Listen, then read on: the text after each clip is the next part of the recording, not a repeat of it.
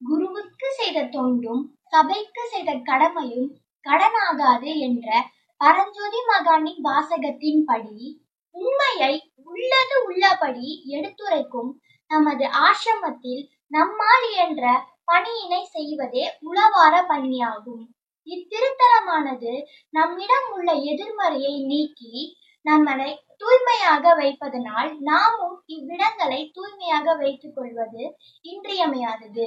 நமது சுவாமிஜி நம்முடைய உள்ள தூய்மைக்காக பல இடங்களில் கிளைபீடங்களை அமைத்துள்ளார். அங்கு நம்மால் இயன்ற சேவைகளை செய்வதால் நம் மனதில் மாசுகள் நீங்கி அமைதி நிலவும். இங்குள்ள கைங்கரியங்களில் நாம் அனைவரும் பயன்படுத்திக் கொள்வது நமது கடமையாகும். இதனால் நம்முடைய வாழ்வில் நிம்மதி என்ற நிலையை நாம் தவறாமல் அடைய முடியும் என்பதை உணர்த்தும் விதமாக இந்த கலந்துரையாடல் அமைந்துள்ளது. அனைவரும் கேட்டு மகிழ்வோம். சந்தோஷம். சந்தோஷம் யோகன், எப்படி இருக்கீங்க? நான் நல்லா இருக்கேன் அக்ஷித். ஆமா, இந்த வாரம் உழவார பள்ளிக்கு நீங்க எங்க போறீங்க? நானும் வரேன், எனக்கும் லீவ் தான். இந்த வாரம் நாங்க என் அப்பா தினமும் ஒரு தியான பீடத்துக்கு போறோம் யோகன். தியான பீடமா? பொதுவா உழவார பள்ளி கோவில்ல தானே செய்வாங்க. நீங்க என்னன்னா தியான பீடத்துல பண்றேன்னு சொல்றீங்க? இதுவும் கோவில் மாதிரிதான் யோகன். அங்க என் அப்பா கூட போகும்போது எல்லாம் கோவில்ல இருக்கிற அமைதிய உணர்ந்திருக்கேன். அங்க உழவார பணி செய்யும் போதும் சரி, அங்க சொல்லி கொடுக்கிற பிராணாயாமா யோகாசனம் செய்யும் போதும் சரி, அந்த அமைதிய நான் நல்லா உணர்ந்திருக்கேன் யோகன். அண்ணா, எனக்கு ஒரு டவுட். கோவில்லாம் கணபதி, சிவன், முருகர், சக்தி இந்த மாதிரி நிறைய சிலைகள் இருக்கும். ஆனா நீங்க சொல்ற தியான பீடத்துல இந்த மாதிரி சிலைகள் இல்லாம எப்படி அதை கோவில்னு சொல்லலாம்? அதுக்குதான் திருமூலர் ஒரு பாட்டு பாடினாரே, நம்ம போன வாரம் பாடினோமே, ஞாபகம் இருக்கா? நம்ம எல்லாரும் சேர்ந்து பாடலாமா?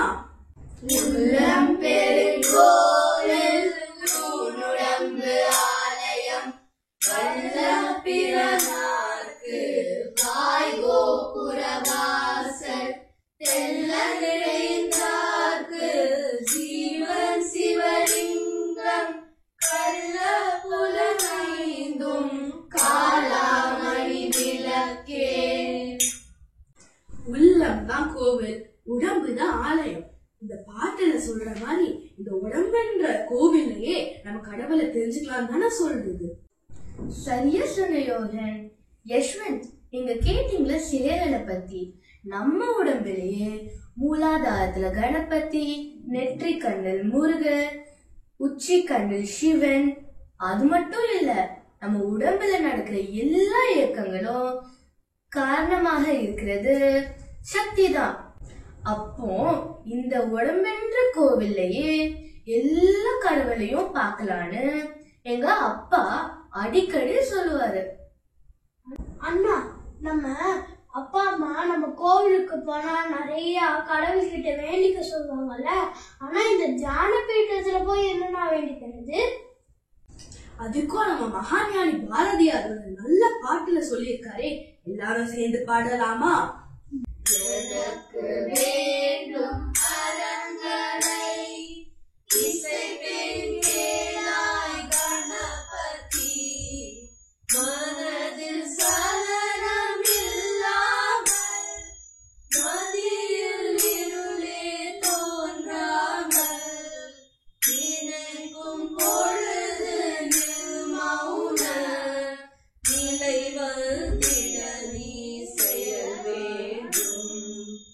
அதற்கும் செல்வம் 100 வயது இவையும் கரணி கடவாயே இவையும் கரணி கடவாயே. ஷர்வன், இந்த பாட்டுல சொன்ன மாதிரி நினைச்ச பொழுதுல மௌனநிலை வந்துரும் தோணுதா உனக்கு? அது எப்படியா நான் வரும்? மார்ச் மாசம் வந்தாலே ஆனுவல் எக்ஸாம் வருத நினைச்சா பயமா இருக்கு. சரி, அதுதான் எழுதிட்டோன்னு பார்த்தா ரிசல்ட் வருத நினைச்சா இன்னும் பயமா இருக்கேனா. இந்த மௌன நிலை தான் வர்றது ரொம்ப கஷ்டம்னா. ஓகே ஷெர்வின், நீ சொல்றது எனக்கு புரியுது, நான் ஒத்துக்கிறேன். அதனாலதான் தினமும் பிராணாயாமா யோகாசனாலாம் செய்யணும். இது டெய்லி செஞ்சுட்டே வரும்போது கான்சென்ட்ரேஷன் நல்லா வரும். அதுக்கப்புறம் எக்ஸாம்காக படிச்சதெல்லாம் மறந்து போகாது.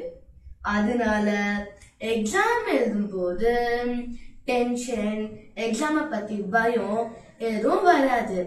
அதுக்கப்புறம் நீ சொன்னியே ரிசல்ட், அதை நினைச்சும் பயம் வேண்டாம். நீங்க சொன்னதெல்லாம் நல்லா புரியுதுண்ணா. இனிமே நானும் யோகாசனம் பிராணாயாமம் எல்லாம் பண்றேன். ஆனா இத டெய்லி செய்யணுமே. அதுக்கு என்ன, நம்ம எல்லாரும் சேர்ந்து இந்த வாரமே உங்க உழவார பணிக்கு வரோம். பிராணாயாமம் யோகாசனம் இதெல்லாம் கத்துண்டு தினமும் சேர்ந்தே செய்யலாம். கண்டிப்பா யஷ்வந்த், உங்க எல்லாரையும் நான் கூட்டிட்டு போறேன். அதனால இந்த அற்புதமான நன்னாளில் ஆரோக்கியம், அமைதி, அன்பு பெறுவதற்கு குருவிடம் வேண்டிப்போம். குருநாதன் வருகவே, தருக தருக தருகவே,